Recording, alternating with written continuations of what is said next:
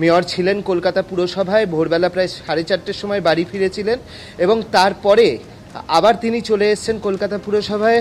ববিদা, আপনার থেকে জানতে চাইবো এই মুহূর্তে শহরের পরিস্থিতি কীরকম?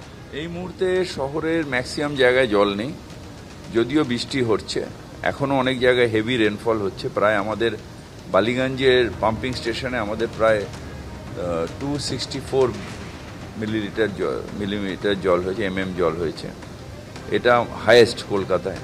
সুতরাং অনেক, আর বেহালা ফ্লাইং ক্লাবের ওখানে খুব বেশি জল হয়েছে।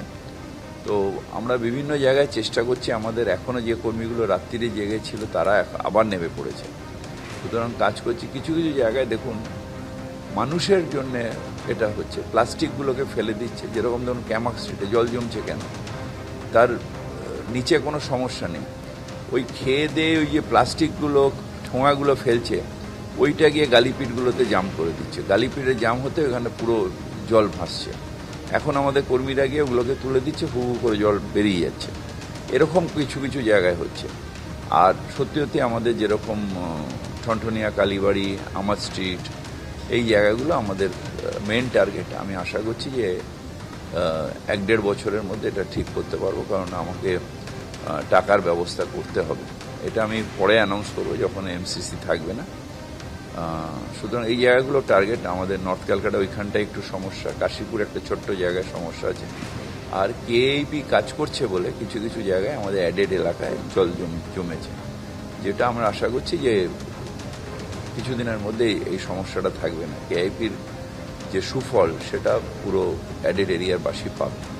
গাছ ভেঙে পড়ায় কোথাও কি রাস্তা অবরুদ্ধ বা এরকম বিভিন্ন জায়গায় হচ্ছে, কিন্তু আমাদের কুইক রেসপন্স টিম আছে এবং প্রত্যেকটা বোড়োতে বসিয়ে রাখা আছে। যেই গাছের আসছে, থানার থেকে ফোন আসছে, সাথে সাথে কুইক রেসপন্স টিম যাচ্ছে এবং কেটে দিচ্ছে। 1 ঘন্টা 1.5 ঘন্টার মধ্যে রাস্তা পরিষ্কার করে দিচ্ছে।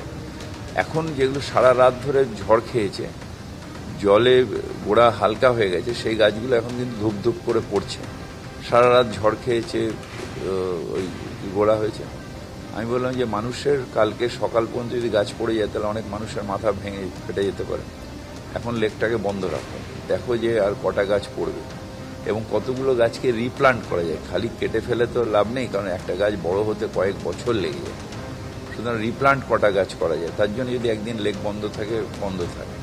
একদিকে যেরকম বিভিন্ন জায়গায় নদী বাঁধের সমস্যা আছে, অন্যদিকে শহরবাসীর ভোগান্তির কারণ হলো জমা জল। লাগাতার বৃষ্টির জেরে কলকাতার একাধিক জায়গায় জল জমে বিপত্তির সৃষ্টি হয়েছে। ঠনঠনিয়া, সেন্ট্রাল অ্যাভিনিউ থেকে বেহালার পর্ণশ্রী, জমা জলে একেবারে নাজেহাল পরিস্থিতি। আমার দুই প্রতিনিধি আমার সঙ্গে এই মুহূর্তে রয়েছেন। একজন মেডিকেল কলেজের সামনে থেকে রয়েছেন অতসী মুখোপাধ্যায়, অন্যদিকে অর্ণব মুখোপাধ্যায় রয়েছে একেবারে কলকাতা পৌরসভার কন্ট্রোল রুম থেকে। আমি প্রথমে অতসীর কাছে যাব। অতসী, একেবারে জল থই থই অবস্থা, যে ছবি দেখতে পাচ্ছি।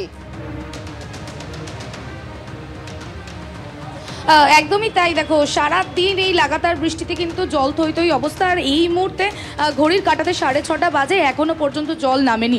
সেন্ট্রাল অ্যাভিনিউ একটি ব্যস্ততম রাস্তা, যেই রাস্তা দিয়ে দৈনন্দিন মানুষ ফেরেন এবং এখানেই বড় বড় হসপিটাল রয়েছে, যেরকম মেডিকেল কলেজ সামনেই রয়েছে। সেখান থেকে কিন্তু দৈনন্দিন যারা রুগীদের দেখাশোনা করতে আসছেন, যারা দেখতে আসছেন, তাদের কিন্তু একেবারে সমস্যায় পড়তে হচ্ছে। আমি এখানে একজন যাত্রী রয়েছে, তাকে একটু কথা বলার চেষ্টা করব। যে এই মুহূর্তে দেখতে পাচ্ছি 6:30 বেজে গেছে, সারা দিন লাগাতার বৃষ্টি হচ্ছে, তাও জল জমে, মানে এখান থেকে যে জমা জল সেটা কিন্তু নামেনি। তো নিশ্চয়ই আপনাদের দুর্ভোগ হচ্ছে এবং পারাপার কষ্ট তো হচ্ছে। সারাদিন বৃষ্টি হচ্ছে, জল জমে যাচ্ছে। কর্পোরেশনের কোনো লোক কাজ কিভাবে করবে এই দুর্যোগে, এটাই বলার আছে। একটু আগে আমি দেখছিলাম যে ড্রেনেজের যে পাম্প দিয়ে জল বার করানোর চেষ্টা চলছিল কোনো রকমে, তো সেই এখানে কি সেটা করা হয়েছে? মানে এখনো পর্যন্ত জল জমে রয়েছে দেখতে পাচ্ছি আমি। আরও একজন, কি বলবেন? নিশ্চয়ই দুর্ভোগে পড়তে হচ্ছে সকাল থেকে লাগাতার। একদম দুর্ভোগ পড়তে হচ্ছে, কিন্তু এখানে কোনো জল কমার কোনো সম্ভাবনা দেখছি না। দেবস্মিতা, একদম জল আমি দেখাতে বলবো প্রতীককে যে এই মুহূর্তে যে গাড়িগুলি চলাচল করছে, এক প্রকার বলাই যায় যে রাস্তা কিন্তু একাংশ ডুবে রয়েছে। যে গাড়িগুলি যাচ্ছে সেগুলি একদম ডান দিক চেপে এই মুহূর্তে যাচ্ছে এবং এই যে সেন্ট্রাল অ্যাভিনিউর ব্যস্ততম রাস্তা, যে রাস্তায় এখনো পর্যন্ত কিন্তু বলাই যায় যে হাঁটুর নিচ অব্দি জল রয়েছে এবং জল কমার কোনো রকম সম্ভাবনাই কিন্তু এই মুহূর্তে দেখা যাচ্ছে না। দেবস্মিতা, একেবারেই তাই, সেই ছবি আমরা দেখতে পাচ্ছি, সেন্ট্রাল অ্যাভিনিউ ছবি আপনাদেরকে দেখাচ্ছি, যেখানে একদম জল থই থই অবস্থা, রাস্তার একাংশ ডুবে গেছে, একদম ডান দিক চেপে গাড়ি যাচ্ছে কারণ ওদিকে জল একটু কম রয়েছে। আমি এবার কলকাতা পুরসভায় একদম কন্ট্রোল রুম থেকে আমাদের প্রতিনিধি অর্ণব মুখোপাধ্যায় রয়েছে, অর্ণবের কাছে যাব। অর্ণব, এই যে জমা জলের ভোগান্তি কলকাতায় তো আজকের নয়, প্রতিটা দুর্যোগ আসে আমরা একই ছবি দেখতে পাই। কলকাতা পুরসভার তরফ থেকে কি কি ব্যবস্থা নেওয়া হয়েছে? এই জল যন্ত্রণা কবে কমবে?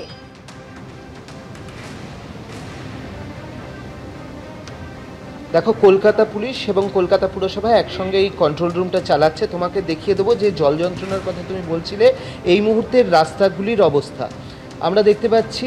এই যে জায়গায় ক্যামেরা রয়েছে স্বাভাবিকভাবে সেই জায়গাগুলোই দেখানো সম্ভব।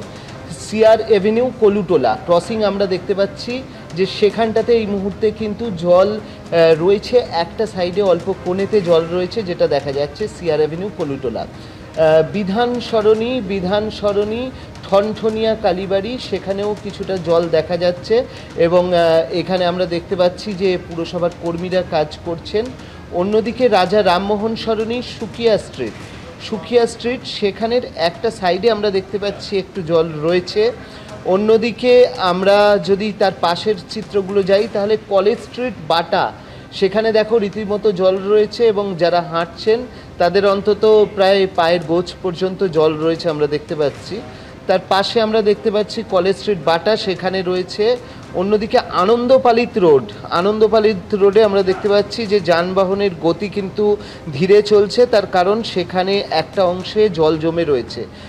এবং উল্টোডাঙাতে আমরা দেখছি যে উল্টোডাঙাতে কিন্তু সেরকম ক্লিয়ারই রয়েছে এখন অবধি যেটা দেখা যাচ্ছে।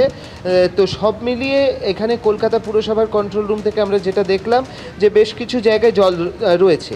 তবে একটা জিনিস বলে রাখি যে 6:30 যেহেতু বেজে গিয়েছে, লক গেট এই মুহূর্তে খুলে দেওয়া হয়েছে, অর্থাৎ যে লক গেট বন্ধ ছিল সেই লক গেট কিন্তু তোমাকে বলে রাখি যে লক গেট খুলে দেওয়া হয়েছে। সুতরাং লক গেট খুলে দিলে যেটা হবে, শহরের জমা জলটা তাড়াতাড়ি বেরিয়ে যেতে পারবে গঙ্গার দিকে এবং সেক্ষেত্রে জল নামার একটা সম্ভাবনা আছে বলে পুরসভার বক্তব্য।